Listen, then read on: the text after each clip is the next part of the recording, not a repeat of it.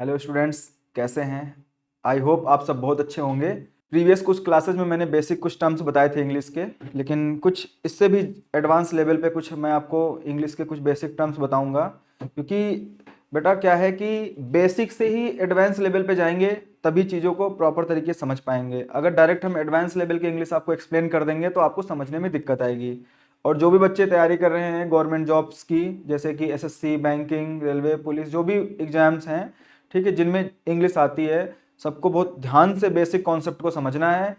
इसलिए basic concept को ध्यान समझना है क्योंकि जो एडवांस लेवल के पॉइंट्स हैं वो तभी समझ में आएंगे जब हम बेसिक अच्छे से समझ पाएंगे। तो बच्चों, आज हम बताएंगे कि इंग्लिश है क्या। बच्चों, इंग्लिश अपने आप में एक लैंग्वेज है।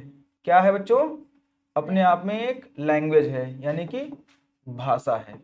ठीक है, कैसे समझेंगे कि भाषा है? जैसे कि मैं आपको पढ़ा रहा हूँ क्लास में, अब मेरे मुंह से जो साउंड निकल रही है वो एक तरह की क्या है, एक भाषा है। यानी कि कह सकते हैं कि जो हमारे मुंह से प्यारी सी साउंड निकलती है उसी को हम क्या बोलते हैं, भाषा बोलते हैं।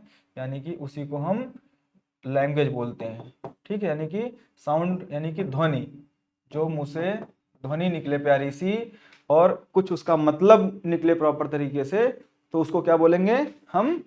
साउंड बोलेंगे, यानी कि उसे लैंग्वेज बोलेंगे। अब लैंग्वेज को समझते कैसे हैं? कुछ सिंबल्स के जरिए। ठीक है, अब सिंबल्स कैसे होते हैं? जैसे मैंने यहाँ पे लिख दिया, हाँ, ए। ठीक है, अब ये जो सिंबल है ये क्या है? ए है। अब इसको हम आ या फिर आ से प्रोनाउंस करते हैं, यानी साउंड करते हैं। जैसे यहाँ पे मैंने एम लिखा हुआ है। अब एम यानी कि जब हम इस कभी कुछ कोई वर्ड बोलेंगे तो माँ। ठीक है, जैसे मैं यहाँ पे अपना नाम लिख रहा हूँ, मान लीजिए मेरा नाम मोहित है या मनोज है। ठीक है, तो यहाँ पे क्या है, ये सारे सिंबल्स हैं।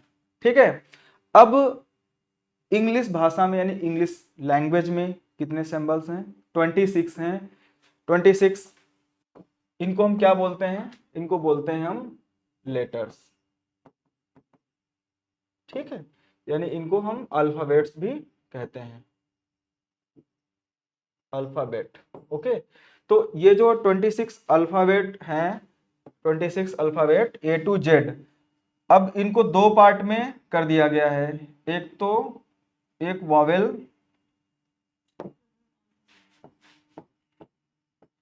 वॉवेल, और दूसरा कॉन्सोनेंट्स।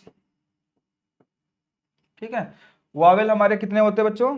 ये होते हैं हमारे 5 होते हैं। ठीक है, 5 होते हैं, ए, ई, आई, ओ और यू।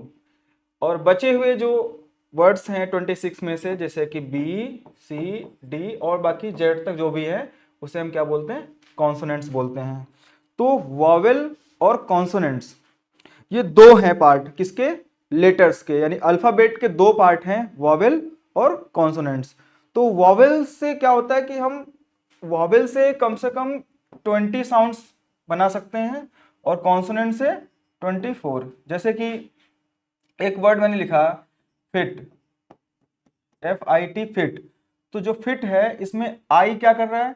इसमें ई का साउंड कर रहा है, हम इसमें ई को साउंड कर रहे हैं। अब जैसे यहाँ पे भी लिखा मैंने फाइन, तो यहाँ पे आई किसको साउंड कर रहा है?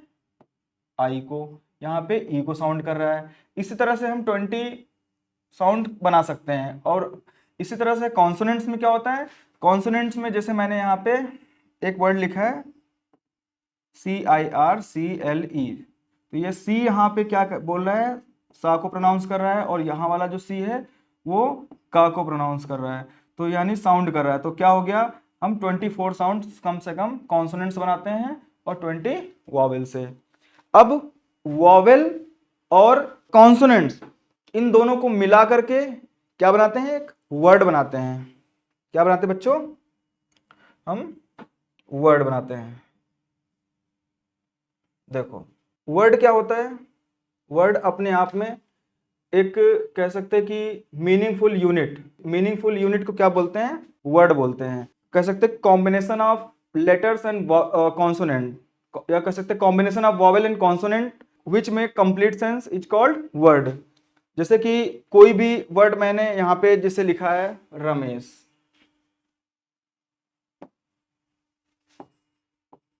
अब रमेश लिखा है यहाँ पे, एक हमारा कॉन्सोनेंट हो गया, ये क्या है वॉवेल हो गया। तो इसी तरह से हमने क्या किया, वॉवेल और कॉन्सोनेंट को मिक्स करके एक वर्ड बना दिया, इसमें क्या हो गया रमेश आ गया। इसको हम क्या बोलते हैं, रमेश क्या है अपने आप में एक नाउन है, क्या है नाउन है। जैसे मैंने यहाँ पे लिखा गुड, तो गुड क्या है अपने आप में एक वर्ड है, जी यानी हमारा क्या है कॉन्सोनेंट है, और ये डबल ओ क्या है वॉवेल है, और डी क्या है कॉन्सोनेंट है। तो कॉन्सोनेंट और वॉवेल मिला करके फिर यहाँ पे क्या बन गया गुड। तो जैसे हम कोई भी सेंटेंस लिखते हैं, जैसे मान लीजिए मैंने यहाँ पे एक सेंटेंस लिखा कि रमेश विल टीच यू, ठीक है, तो रमेश क्या है अपने आप में एक वर्ड है, विल क्या है ये भी एक वर्ड है, टीच, ये सारे के सारे क्या है अलग अलग इनको करेंगे तो ये सारे वर्ड बन जाएंगे। अब इन वर्ड्स को अलग अलग नाम दिया गया है इंग्लिश लैंग्वेज में, जिन्हें हम बोलते हैं पार्ट्स ऑफ स्पीच, यानी कि noun, pronoun, verb, adjective, adverb, preposition, conjunction और इंटरजेक्शन। वो हम आपको बाद में एक एक करके एक्सप्लेन करेंगे। फिलहाल के लिए अभी हम बेसिक टर्म्स की बात कर रहे हैं, तो हम बेसिक टर्म्स पहले आपके हम क्लियर करेंगे। तो अब यहाँ पे मैंने क्या किया कि कई सारे वर्ड को मिला दिया, तो ये क्या बन गया सेंटेंस बन गया। अब बच्चों सेंटेंस क्या होता है, sentence is a group of word which make complete sense by itself. Sentence जैसे कि मैं कुछ भी बोलता हूं, जैसे मैंने कहा कि पानी, अब सिर्फ एक वर्ड हो गया यानी कि पानी यानी वाटर। अब इसको पूरा कंप्लीट करने के लिए मुझे कई सारे वर्ड बोलने पड़ेंगे, तभी सामने वाला समझ पाएगा। मैंने कहा कि please give me a glass of water, okay, तो यहाँ पे क्या हो गया कि एक पूरा सेंटेंस बन गया, तो सामने वाला समझ जाएगा कि इसने मुझसे क्या कहा कि मुझे एक गिलास पानी दो, तो आपको प्रॉपर उसका रिप्लाई मिलेगा। ऐसे आपने कोई भी वर्ड एक अलग अलग हम इस डिसऑर्डर वे में कर देंगे तो उसका कोई मतलब नहीं होता है, ठीक है। आगे बढ़ते हैं हम, अब सेंटेंस के बारे में हम डिस्कशन करते हैं कि सेंटेंस क्या होता है। बच्चों देखो मैंने यहाँ पे बहुत अच्छे से एक एक चीज एक्सप्लेन करी हुई है, नोट किया हुआ है, इसका स्क्रीनशॉट भी ले लेना। अब यहाँ पे एक सेंटेंस लिखा हुआ है रमेश विल टीच यू। अब यहाँ पे क्या है रमेश, कोई बात नहीं। अब देखो बच्चों एक सेंटेंस दिया हुआ है कि रमेश विल टीच यू। अब इस सेंटेंस में क्या है कि दो पार्ट, सेंटेंस के दो पार्ट होते हैं, एक होता है सब्जेक्ट और एक होता है प्रेडिकेट। अब जैसे सेंटेंस में सब्जेक्ट रमेश क्या है सब्जेक्ट है, बाकी रिमेनिंग जो सब्जेक्ट के बाद का जितना पार्ट है वो क्या है प्रेडिकेट है। अब सब्जेक्ट के भी कुछ पार्ट होते हैं, एक होता है क्वालिफायर, एक होता है हेडवर्ड। क्या होता है, एक होता है क्वालिफायर और एक होता है हेडवर्ड। अब देखिए फिर इसके बाद क्वालिफायर के भी कुछ पार्ट होते हैं, जिसे बोलते हैं डिटरमाइनर्स, एडजेक्टिव और एडजेक्टिव फ्रेज, ठीक है। जैसे एक सेंटेंस दिया हुआ है यहाँ पे कि अ ब्लैक कैट रन्स, तो यहाँ पे आ क्या है डिटरमाइनर्स है, ठीक है, और ब्लैक क्या है एडजेक्टिव है, कैट क्या है नाउन है, रन्स मतलब भागती एक वर्ब है, ठीक है। इसी तरह से क्या होता है कि ये पूरा एक तरह से सब्जेक्ट हो गया अ ब्लैक कैट, ठीक है। तो ये इसमें डिटरमाइनर्स, एडजेक्टिव और एडजेक्टिव फ्रेज भी होते हैं। किसी भी सेंटेंस में क्या कह सकते हैं, जैसे कि जो क्वालिफायर होता है उसके भी कुछ पार्ट होते हैं, क्या होते हैं डिटरमाइनर्स, एडजेक्टिव और एडजेक्टिव फ्रेज, ठीक। तो ये हो गए सब्जेक्ट के पार्ट। अब डिटरमाइनर्स, एडजेक्टिव, हेडवर्ड और एडजेक्टिव फ्रेज और प्लस प्रेडिकेट, इस तरह से भी हम एक सेंटेंस बना के समझा रहे हैं। जैसे कि the old man standing in the corner laughs, एक बूढ़ा आदमी कोने पे खड़े होके क्या करता है हंसता है। तो यहाँ पे द ओल्ड मैन, द क्या है हमारा डिटरमाइनर्स है, और ओल्ड क्या है एक तरह से एडजेक्टिव है, ठीक है, ओल्ड मैन, ठीक है। स्टैंडिंग इन द कॉर्नर, अब यहाँ पे क्या है कि एक तरह से एडजेक्टिव फ्रेज हो गया, और बाकी जो बचा हुआ पार्ट यानी कि लाफ्स यानी वर्ब क्या है एक तरह से प्रेडिकेट हो गई। तो किसी भी सेंटेंस में सब्जेक्ट और प्रेडिकेट दो पार्ट होते हैं। सब्जेक्ट का मैंने पार्ट बता दिया कि सब्जेक्ट के भी दो पार्ट होते हैं, क्वालिफायर और हेडवर्ड, और क्वालिफायर के भी कई तीन पार्ट होते हैं, डिटरमाइनर्स, एडजेक्टिव और एडजेक्टिव फ्रेज, ठीक है। अब इसको भी एक तरीके से और समझाया जा सकता है कि जो सब्जेक्ट होता है किसी भी सेंटेंस का जो सब्जेक्ट होगा वो एक तरह से वो हमारा जीरांड भी हो सकता है, ठीक, इन्फिनेटिव भी हो सकता है और एडजेक्टिव फ्रेज भी हो सकता है। ठीक है, क्या क्या हो सकता है? एडजेक्टिव फ्रेज भी हो सकता है। जैसे यहाँ पे मैंने देखो एक्सप्लेन कर रखा है, सब्जेक्ट कैन बी जीरंड, यानी कि जब किसी वर्ब के साथ में आईएनजी का यूज करते हैं और उसको हम एज ए सब्जेक्ट यूज करते हैं किसी सेंटेंस में, वो तो क्या होता है, वो उसे बोलते हैं जीरंड। ठीक है, जैसे प्लेइंग इज यूजफुल, प्लेइंग क्या है, प्ले हमारा एक तरह से क्या है, वर्ब है और उसमें हमने आईएनजी का यूज किया है। अब इसको हम सेंटेंस के स्टार्टिंग में यूज कर रहे हैं, यानी एज ए सब्जेक्ट यूज कर रहे हैं। ठीक है, तो अब क्या है कि इसी को हम क्या बोलेंगे, सब्जेक्ट बोलेंगे, यानी कि ये जीरेंट सब्जेक्ट है हमारा। स्विमिंग क्या है, जैसे swimming is a good exercise, good exercise. ठीक है, तो इस सेंटेंस में स्विमिंग क्या है, हमारा जीरेंट सब्जेक्ट है। Subject also can be infinitive, हमारा जो इन्फिनिटिव है वो भी सब्जेक्ट हो सकता है। जैसे टू इर इज ह्यूमन, गलती करना मनुष्य का एक स्वभाव है या गलती करना कह सकते हैं स्वाभाविक है। अब यहाँ पे एक सेंटेंस लिखा हुआ है टू वॉक इज यूजफुल। अब इस सेंटेंस में कह सकते हैं इसका मतलब क्या है, टहलना लाभदायक होता है। ठीक है, तो टू क्या है हमारा, इन्फिनिटिव है क्योंकि वर्ब के साथ में यूज हुआ है। अब इसको हम एज ए सब्जेक्ट यूज कर रहे हैं तो यानी इन्फिनिटिव सब्जेक्ट हो गया ये। ओके, समझ में आया बच्चों? हाँ। ठीक है, अब हम बात करते हैं प्रेडिकेट की, पार्ट्स ऑफ प्रेडिकेट। ओके, जो सेंटेंस होता है उसके दो पार्ट मैंने बताए आपको, एक बताया मैंने आपको सब्जेक्ट, दूसरा बताया प्रेडिकेट। अब बच्चों प्रेडिकेट जो होता है सब्जेक्ट के बाद, यानी कि सब्जेक्ट मैंने आपको बता दिया कि सब्जेक्ट हमारा नाउन हो सकता है यानी हेडवर्ड हो जाएगा, या qualifier, adjective phrase, infinitive, gerund, ये कुछ भी हमारा सब्जेक्ट हो सकता है। ठीक है, और प्रेडिकेट में क्या होता है कि वर्ब ऑब्जेक्ट और कॉम्प्लीमेंट, तीन पार्ट होते हैं प्रेडिकेट के। वर्ब क्या होती है बेटा, वर्ब हमारे यानी कि जो एक्शन वर्ड होते हैं उन्हें क्या बोलते हैं, वर्ब बोलते हैं। वर्ब के कई पार्ट होते हैं, transitive, intransitive, helping verb, auxiliary verb, models और भी इसके अलावा वर्ब्स होती है। मैं आपको एक एक करके, जब स्पेशली मैं आपको वर्ब पढ़ाना स्टार्ट करूंगा तो मैं एक एक करके सारी वर्ब आपको एक्सप्लेन करूंगा। अब जैसे ट्रांजिटिव वर्ब क्या होती है, a verb which require an object to complete its sense is called transitive verb, जिसमें ऑब्जेक्ट की रिक्वायरमेंट हो उसे क्या बोलते हैं, ट्रांजिटिव वर्ब बोलते हैं। और इंट्रांजिटिव क्या बोलते हैं, a verb which does not require an object to complete its sense is called intransitive verb। समझ आया बच्चों? ओके, इस तरह से हेल्पिंग वर्ब, ठीक है, जो वर्ब के पहले यूज होती हैं, जैसे आई कैन हेल्प यू, तो कैन क्या है, एक तरह से मॉडल वर्ब भी है। जैसे आई विल हेल्प यू, तो विल क्या है हमारी एक तरह से हेल्पिंग वर्ब है। ठीक है, ऑक्सिलरी। इस तरह से मैं आपको वर्ब एक्सप्लेन करूंगा। और ऑब्जेक्ट क्या होता है बच्चों, जैसे मैंने कहा कि my father wrote us a letter. अब एक सेंटेंस दिया माई फादर, यानी कि जैसे मैंने आपसे बोला कि I will teach you English, तो यहाँ पे यू क्या है, ऑब्जेक्ट है। ठीक है, और ऑब्जेक्ट भी दो तरीके के होते हैं, एक होता है डायरेक्ट और एक होता है इनडायरेक्ट ऑब्जेक्ट, जिसमें जिस ऑब्जेक्ट में, ठीक है, हु का सेंस आए, किसका है, हु का।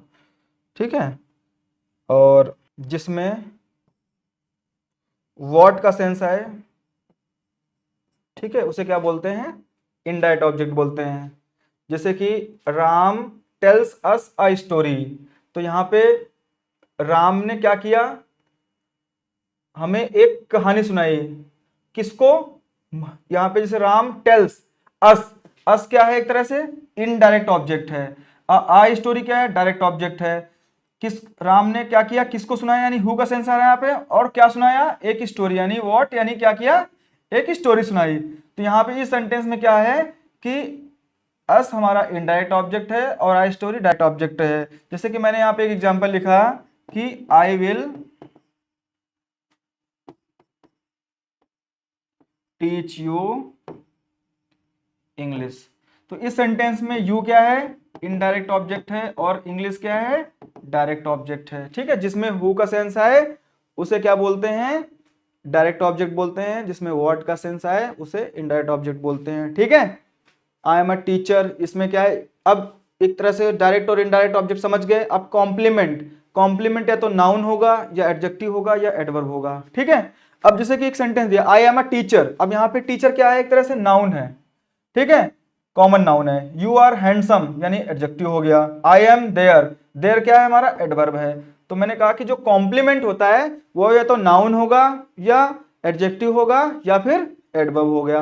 अब समझ गए कि सेंटेंस जो होता है उसके दो पार्ट होते हैं, सब्जेक्ट और प्रेडिकेट। सब्जेक्ट के मैंने बताया कि जो पार्ट है वो भी मैंने आपको एक्सप्लेन कर दिया, प्रेडिकेट के भी पार्ट्स मैंने एक्सप्लेन कर दिया, वर्ब, ऑब्जेक्ट और कॉम्प्लीमेंट। अब इसके बाद जो बेटा सेंटेंस होते हैं, मैंने आपको सेंटेंस बता दिया, ठीक है। अब सेंटेंस के भी कुछ काइंड्स होते हैं, सिंपल, कॉम्प्लेक्स और कंपाउंड सेंटेंस, ठीक है। अब हम बात करते हैं सिंपल सेंटेंस की। किसकी बात कर रहे हैं हम, सिंपल सेंटेंस की। जो सिंपल सेंटेंस होता है इसके भी कई पार्ट्स होते हैं। जैसे मैंने अभी सेंटेंस की एक डेफिनेशन आप लोगों को बताई है कि what is sentence, sentence is a group of word which make complete sense by itself, ठीक है। अब सिंपल सेंटेंस के kinds, there are 5 kinds of simple sentences. कितने काइंड्स होते हैं बच्चों, कितने होते हैं अनुप्रिया जी, कितने सेंटेंस होते हैं, 5 होते हैं। There are 5 kinds of sentences, okay Atul. अब देखिए, एक पहला हमारा है असर्टिव सेंटेंस। क्या है, असर्टिव, ठीक। दूसरा सेंटेंस है हमारा इंटेरोगेटिव, ठीक है। तीसरा है हमारा इंपेरेटिव सेंटेंस, ठीक है। फोर्थ नंबर पे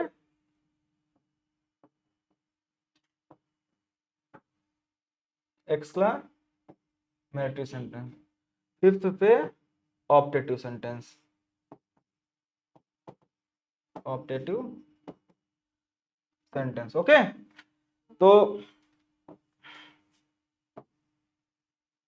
अभी हम सिंपल सेंटेंस को एक्सप्लेन कर रहे हैं, ठीक है। अब सिंपल सेंटेंस में मैंने आपको बताया कि असर्टिव, इंटेरोगेटिव, इंपेरेटिव, एक्सक्लेमेटरी और ऑप्टेटिव सेंटेंस के कुछ सिंबल्स होते हैं, ये फुल स्टॉप से एंड होते हैं, ठीक है, और ये क्वेश्चन मार्क से एंड होते हैं, और ये भी फुल स्टॉप से, ठीक है, और एक्सक्लेमेटिव एक्सक्लेमेशन मार्क से, ऑप्टेटिव नॉर्मल इंटरजेक्शन से एंड होते हैं, ठीक है। तो अब हम बात करते हैं असर्टिव सेंटेंस की। किसकी, असर्टिव सेंटेंस। इधर एक्सप्लेन कर रहे हैं। असर्टिव, असर्टिव सेंटेंस के दो पार्ट होते हैं। एक होता है हमारा अफर्मेटिव, दूसरा होता है नेगेटिव। थोड़ा सा कलरफुल इसलिए लिख रहा हूं ताकि आप लोग आसानी से इसको याद कर सकें। और कहते हैं ना कि लाइफ में ना कुछ कलरफुल भी होना चाहिए, सादी जिंदगी तो मजेदार नहीं होती है, जिंदगी में रंग होने चाहिए भाई, ठीक है।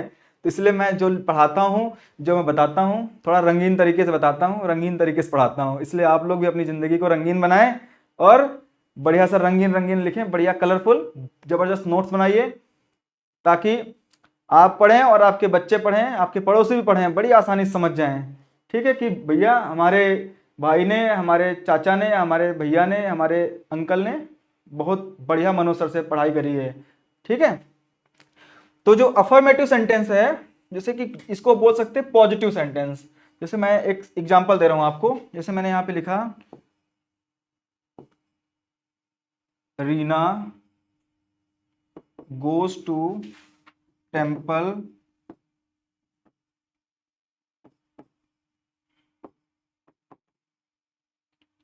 With her mother. अब एक तरह से ये सेंटेंस क्या है हमारा, अफर्मेटिव, पॉजिटिव है, इसमें कोई नकारात्मक बात नहीं है कि रीना मंदिर जाती है अपनी माता के साथ, ठीक है। अब इसी सेंटेंस को हम नेगेटिव में कन्वर्ट करें तो कैसे होगा, Reena does not go to temple with her mother, okay. अब इस सेंटेंस में देखिए हमने डज नॉट का यूज किया। क्यों यूज किया, क्योंकि हमारा सेंटेंस प्रेजेंट इंडेफिनिट का है, ठीक है। अब प्रेजेंट इंडेफिनिट टेंस में जब डू और डज का यूज करते हैं तो वर्ब के साथ जो एस या एस लगी होती है उसको हटा देते हैं। तो इसमें ईएस लगा हुआ था गो में, मैंने हटा दिया। ठीक है, अब ये बन गया Reena does not go to temple with her mother. एक तरह से सेंटेंस हमारा क्या हो गया, ये हो गया हमारा नेगेटिव सेंटेंस। क्या हो गया, ये हो गया नेगेटिव। ये क्या है, ये हमारा पॉजिटिव है। ठीक है, तो पॉजिटिव और नेगेटिव समझ में आया। अगर दोनों सेंटेंस सामने आ जाए कि फाइंड आउट या आइडेंटिफाई द फॉलोइंग सेंटेंसेस, जैसे 10 सेंटेंस आपके सामने दिए गए हैं जिसमें से नेगेटिव और पॉजिटिव यानी अफर्मेटिव और नेगेटिव दोनों तरह के सेंटेंस दिए हुए हैं। अब उसमें फाइंड आउट करने के लिए आ जाए कि क्या है वो, असर्टिव है, इंटेरोगेटिव है, नेगेटिव है, इंपेरेटिव है, एक्सक्लेमेटरी है, ऑप्टेटिव है, कौन सा सेंटेंस है, तो आप आसानी से टिक करेंगे ये हमारा असर्टिव सेंटेंस है। ओके स्टूडेंट्स, जो फाउंडेशन के बच्चे हैं उनके लिए बहुत इंपॉर्टेंट है ये, और जो एसएससी की तैयारी कर रहे हैं, बैंकिंग की तैयारी कर रहे हैं, उनको भी बहुत जरूरी समझना, क्योंकि जब तक बेसिक आप नहीं समझेंगे बच्चों, तब तक एडवांस लेवल पे समझ में बिल्कुल नहीं आएगा। ठीक है, लेकिन टेंशन मत लो, मनोज सर है यहाँ पे, बिल्कुल सब समझ में आएगा। जब तक मैं हूं तब तक टेंशन लेने की जरूरत नहीं है आपको। ठीक है, दूसरा हमारा है इंटेरोगेटिव सेंटेंस। क्या है, अब हम इसको एक्सप्लेन करते हैं इंटेरोगेटिव सेंटेंस को।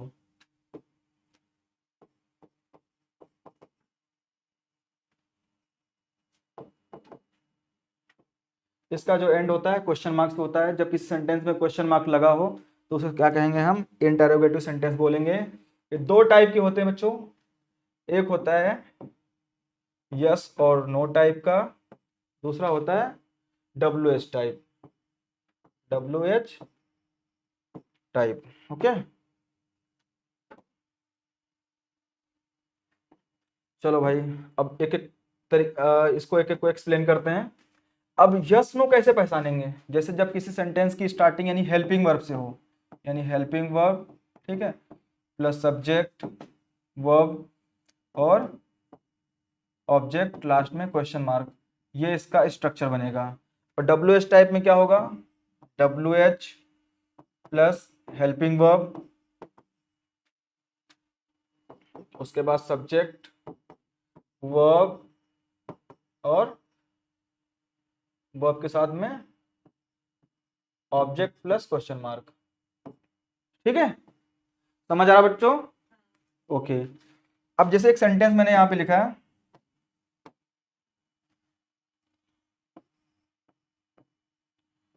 डू यू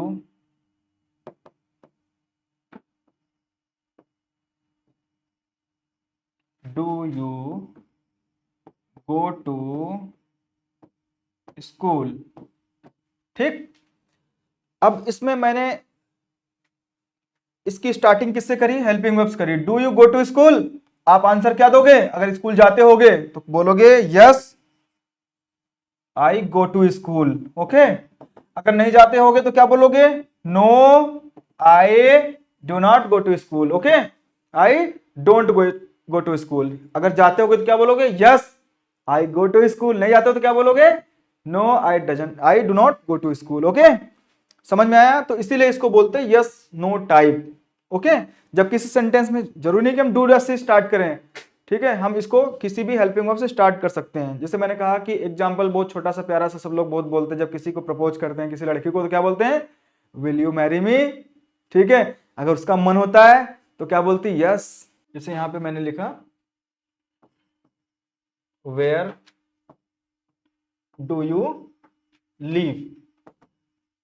ठीक है, अब इस सेंटेंस में क्या लिखा हुआ है, वेयर यानी कि क्वेश्चन वर्ड है, ये हमारी हेल्पिंग वर्ब है, और ये हमारा सब्जेक्ट और ये verb, where do you live. अब इसमें आप आंसर दोगे प्रॉपर तरीके से, इसमें यस नो की जरूरत तो है नहीं कोई, तो इसलिए ये हमारा सेकंड टाइप यानी कि WH टाइप का हमारा क्या है, इंटेरोगेटिव सेंटेंस है। तो इंटेरोगेटिव सेंटेंस समझ में आया कि दो तरीके के होते हैं, एक होता है यस नो टाइप, दूसरा होता है WH टाइप। ठीक है, जैसे दूसरा एक क्वेश्चन कर सकते हैं कि वेयर आर यू फ्रॉम, आप कहां से हो, या फिर कह सकते हैं कि व्हेन विल यू कम, आप कब आओगे। ठीक है, इस तरह के जो सेंटेंस हैं ये क्या है, हमारे इंटेरोगेटिव सेंटेंस होते हैं। थर्ड हमारा सेंटेंस मैंने आपको बताया अभी कि वो है हमारा इंपेरेटिव सेंटेंस। कौन सा है, कुछ लोग इसको बोलते हैं इंपेरेटिव। ठीक है, क्या है, इंपेरेटिव सेंटेंस। अब जो इंपेरेटिव सेंटेंस होते हैं उनको अगर हम एक्सप्लेन करें तो कह सकते हैं कि a sentence which verb shows the sense of order, request and advice. जिस सेंटेंस का जो सेंस है, ठीक है, वो क्या बोल रहा हो, ऑर्डर दे रहा हो, ठीक है, या फिर रिक्वेस्ट कर रहा हो, और ठीक है, या फिर एडवाइस दे रहा हो। ठीक, एग्जाम्पल देते हैं आपको, बड़ा प्यारा सा एग्जाम्पल दे रहे हैं। जैसे ऑर्डर दिया, open your book, open your book. अब इस सेंटेंस मैंने क्या किया, आपको मैंने बोला कि अपनी किताब खोलो and note down what I am teaching, और नोट करिए जो मैं पढ़ा रहा हूं। ठीक है, ये हो गया हमारा ऑर्डर। रिक्वेस्ट कर रहा हूं, प्लीज, अब प्लीज लगा दिया मैंने यहां पे, प्लीज ओपन द बुक। ठीक है, प्लीज ओपन द बुक। अब आपसे मैंने रिक्वेस्ट भी कर लिया। ठीक है, जैसे एक एग्जांपल देते, please give me a glass of water. ठीक है, तो यहाँ पे मैंने क्या किया, आपसे रिक्वेस्ट किया कृपया मुझे एक गिलास पानी दें। ठीक है, समझ आया। अब इसी तरह से एडवाइस की बात करते हैं। जैसे डॉक्टर साहब के पास गए, डॉक्टर साहब ने कहा कि बेटा brush your teeth twice a day. Okay, brush your teeth twice a day. अब ये सेंटेंस क्या हो गया, यहाँ पे एडवाइस दी जा रही है। ठीक है, जैसे मैंने कहा कि रिस्पेक्ट योर एल्डर्स, अपने बड़ों का सम्मान करो, तो एक तरह से क्या है, एडवाइस है। ठीक है, जैसे एग्जांपल दिया कि एक जो है सिपाही है, जैसे मान लो देश का, उसे अपने देश की सेवा करनी चाहिए। ये क्या है, उसका एक तरह से उसकी ड्यूटी है। ठीक है, ये भी हमारा, ठीक है, चलो हम एक्सप्लेन करेंगे एक एक करके बाद में। और नेक्स्ट हमारा सेंटेंस है, अगला सेंटेंस हमारा है एक्सक्लेमेटरी सेंटेंस है। मैंने आपको बता दिया इंपेरेटिव, फिर आता है फोर्थ नंबर पे एक्सक्लेमेटरी सेंटेंस। ठीक है, एक्सक्लेमेटरी सेंटेंस जो होता है, इसमें क्या होता है, बहुत मतलब जैसे कि कोई मान लीजिए जैसे ग्लास गिर गया एकदम से, तो आप क्या बोलोगे, आप नॉर्मल तो बोलोगे नहीं, गिलास गिर गया ऐसे नहीं बोलोगे, अरे हे, ओ, ऐसे वर्ड यूज करोगे। ठीक है, तो यहाँ पे जैसे जैसे मान लो भारत मैच जीत गया, तो क्या बोलोगे, अरे भारत मैच जीत गया, बहुत खुशी, यानी ऐसे वर्ड का यूज करते हो जिसमें क्या होता है कि बड़ा मतलब सरप्राइज, यानी कि स्ट्रॉन्ग फीलिंग प्रेजेंट होती है। क्या होती है, स्ट्रॉन्ग फीलिंग दिखती है वहां पे, बहुत ज्यादा दुख, बहुत ऐसे वर्डों का इस्तेमाल करते हैं। जैसे मैंने कहा हुर्रे इंडिया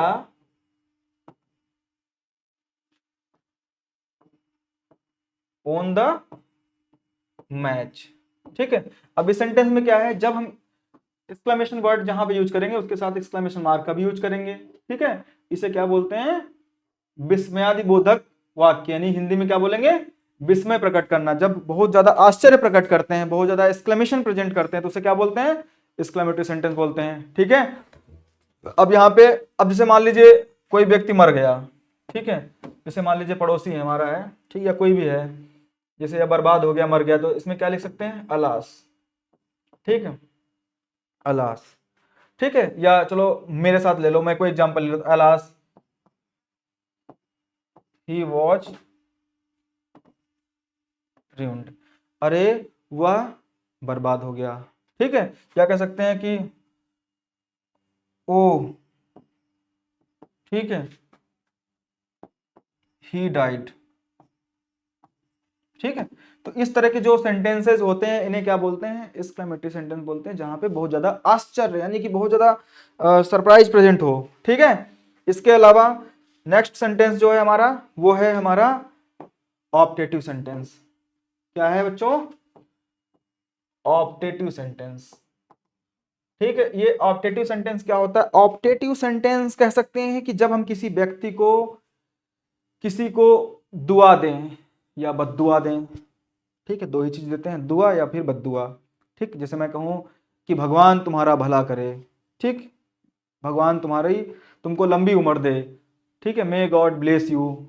ठीक है, भगवान तुम्हारे बच्चों की रक्षा करे, may God protect your children. Example देखिए, एग्जाम्पल दे दिया यहाँ पे, may God protect your family. भगवान तुम्हारे परिवार की रक्षा करे। ठीक है। अब इसी तरह से क्या होता है कि जैसे हम किसी को नॉर्मली न्यू ईयर विश करते हैं, बर्थडे विश करते हैं। अब आपको सब लोग जानते हैं कि हैप्पी बर्थडे, जैसे बोलते हैं ना कि हैप्पी बर्थडे टू यू। ठीक है। अब यहाँ पे भाई बर्थडे तो विश कर रहे हैं, ठीक, लेकिन ये नहीं पता कि हम कौन सा सेंटेंस बोल रहे हैं। ठीक है। बर्थडे विश कर रहे हैं बट सेंटेंस नहीं पता है। तो आज आपको सबको पता चल गया, ये जो है क्या है, ये हमारा ऑप्टेटिव सेंटेंस है। और इसमें हम क्या करते हैं, किसी को दुआ देते हैं या फिर बद्दुआ देते हैं। अब बद्दुआ कैसे देते हैं, ठीक है, जैसे मैंने कहा may you go to hell, ठीक है, भाड़ में जाओ, एक तरह से बद्दुआ हो गया। ठीक है। जैसे कि भगवान करे तुम मर जाओ, ठीक है, तो ये भी क्या है, एक तरह से बद्दुआ है। ठीक है। तो बेटा क्या है कि सेंटेंस कितने हो गए हमारे, 5 काइंड्स के हो गए। मैंने आपको एक एक करके सारे सेंटेंस बता दिए हैं। ठीक है। सेंटेंस बताया कि होता क्या है। सेंटेंस क्या है, a group of word which में complete sense is called sentence. Sentence के दो पार्ट होते हैं, सब्जेक्ट और प्रेडिकेट। सब्जेक्ट के भी पार्ट बता दिए मैंने आपको, ठीक है, और प्रेडिकेट के भी पार्ट बता दिए। अब एक एक करके मैंने आपको सारा सेंटेंस भी एक्सप्लेन कर दिया। सिंपल, कॉम्प्लेक्स, कंपाउंड और मिक्स सेंटेंस होते हैं। अभी मैंने सिंपल सेंटेंस के 5 काइंड्स बताए मैंने आपको, कौन कौन से, असर्टिव, इंटेरोगेटिव, इंपरेटिव, एक्सक्लेमेटरी और ऑब्जेक्टिव। ये हमारे 5 सेंटेंस मैंने आपको एक्सप्लेन कर दिए, बहुत अच्छे से एक एक चीज बता दी है। किसी को कोई डाउट हो, कोई दिक्कत है तो कमेंट में आप मैसेज करिएगा, मैं आपको रिप्लाई दूंगा। और उसके अलावा कोई भी दिक्कत किसी को है, ठीक है, तो पर्सनली मैसेज कर सकता है। ठीक है। लिंक में आपको नंबर दिया जाएगा और उस नंबर पे आप मैसेज आराम से करिए और आपको आराम से आंसर मिलेगा। ठीक है। अब सेंटेंस एक्सप्लेन कर दिया। अब इसके अलावा भी एक सेंटेंस होता है जिसे बोलते हैं कंडीशनल सेंटेंस। ठीक है। वो भी एक पार्ट है सेंटेंस का, सिंपल सेंटेंस का। वो मैं आपको एक्सप्लेन करूंगा जब मैं आपको टेंस पढ़ाऊंगा, तो उसके साथ साथ मैं आपको एक्सप्लेन कर दूंगा। वैसे कंडीशनल सेंटेंस का एक एग्जांपल दे देता हूं। जैसे मैं बोलता हूं काश मैं राजा होता, ठीक, I wish I were king. ठीक है।